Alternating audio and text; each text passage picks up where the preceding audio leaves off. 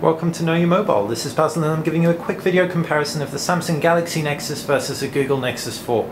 The Google Nexus 4 is Google's new phone manufactured by LG with a 720p display and a quad-core processor inside. It's got a glass front and back and evolves from the plasticky Samsung Galaxy Nexus. However, we love the Galaxy Nexus. We have no issues with the Galaxy Nexus and think that the contouring of the body, for example, is a little bit richer than the Google Nexus 4 with its wedge shaping.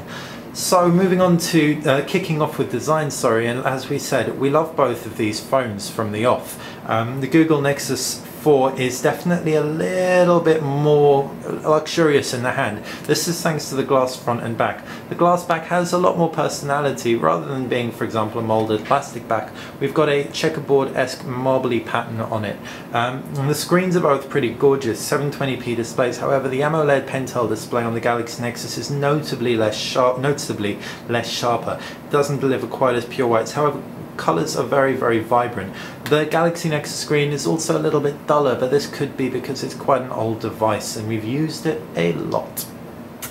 Moving on to the physicality, and it's pretty identical. You've got a power button on the right, volume rocker on the left, micro USB port below. However, you've got a 3.5mm headphone jack on the Galaxy Nexus, while the 3.5mm headphone jack, thankfully, is up top on the LG Google Nexus 4.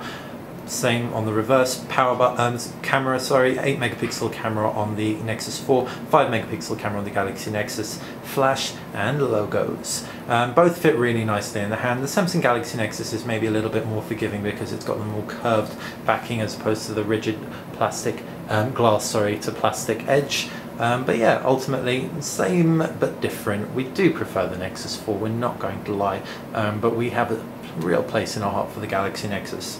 Moving on to the UI, we've got Android 4.1 on the Galaxy Nexus and we've got Android 4.2 on the Nexus 4. 4.2 brings with it a whole host of enhancements on top of what we know and love with the Galaxy Nexus. 2 fingers pulls down quick settings, 1 finger pulls down notifications bar. We've also got swipe, for example, with a keyboard. This is a test. How quick was that? Very easy indeed.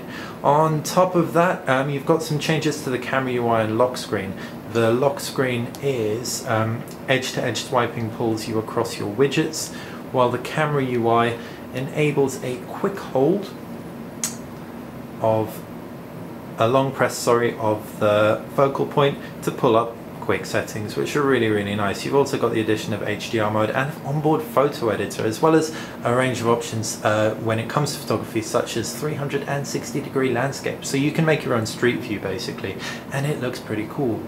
Video camera, videos recorded 1080p, really similar. We haven't tested out the performance all that heavily, and so we're not going to comment just yet, but ultimately the key difference is photography. The Samsung Galaxy Nexus doesn't perform anywhere near as well as the Nexus 4. Processors, you've got a 1.5 GHz quad-core processor in the LG Google Nexus 4. In contrast, it's a dual-core processor in the Galaxy Nexus, which is great. It performed well for its day, but definitely the quad-core processor is going to be way more up to the challenge of gaming and things like that. Asphalt 7 looks great on it, and we really can't fault it so far in terms of performance across both web and gaming, as well as general UI. Storage, 1632GB version available, 81632 on the Google Samsung Galaxy Nexus. On the Google Nexus 4, it's only currently available in an 8 and 16GB version. Price points though where the real issue comes in. The Google Nexus 4 is cheaper. It's newer, it's better, it's faster, it's more powerful, it's cheaper. Impressive stuff. No wonder it's sold out on the Google Play Store everywhere. And so as far as battery life goes, that's the final thing. Removable battery on the Samsung Galaxy Nexus. You have this really horrible crack battery cover that you need to take on and take off to remove it though. Whereas it's a fixed battery inside the Nexus 4. Lasts pretty much the same amount of time. The Google Nexus 4 delivers a little bit more power in day-to-day use, but it really depends on what you use it for as well. And we wanted to use the Google Nexus 4 so much, all the time in fact, so we found that the power-wise it wasn't quite living a full day. We'd have to charge it by around 10 PM. So that has been a quick hands-on comparison with the Google Nexus 4 from LG and the Samsung Galaxy Nexus. For more on these and other phones, check out knowyourmobile.com please. If you've got any questions, fire us a comment below. Thanks for watching.